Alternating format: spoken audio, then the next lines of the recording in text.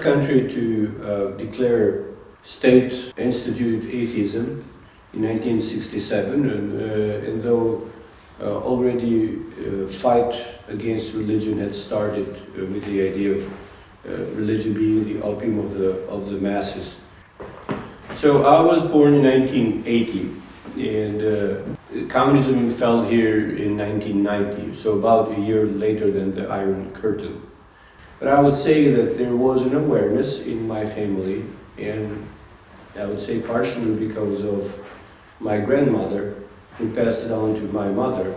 Well, I wanted to learn English because we already start studying English in the 5th grade, and I wanted to learn it more, and I was given an opportunity to study through World English Institute. There was a former student who had done the studies via correspondence who introduced me to it, and I started doing them when I was 3rd year of high school.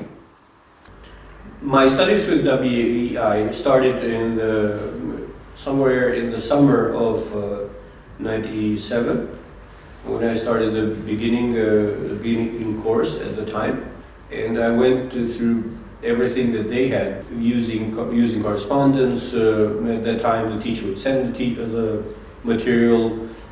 You would respond and send the answers via mail until you came to a certain point. That was the maximum of the studies that they had available at the time. WI was not enough, or at the end of the advanced course, WI encouraged for those who wanted to study more to go through the nation's university. And that was the first time I heard about it, asked about it. And as a result, I enrolled following the completion of my high school. Nations University challenged my beliefs further, especially in the fact that you could study religion or Bible in advanced levels that would be equal to college level classes.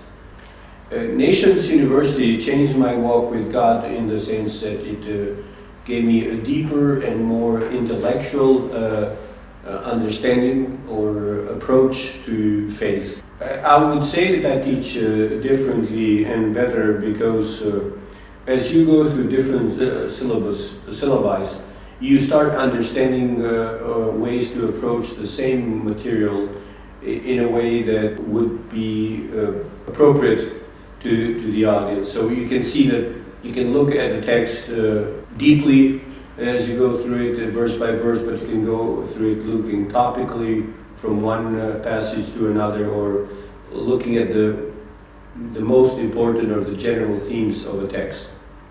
I would like to tell people who partner with Nations University in supporting it financially that for me in Albania it would have been impossible to follow studies at this level if it wasn't possible through their gifts, because Nations University offers it for free to people in developing countries. So I would not be able to do Nations University if it was not offered as it is free to me. And Nations University set me up for success at other schools because for one thing, Nations University now is an accredited institution. And with the changes in the accrediting world, makes it easier to go from one to another.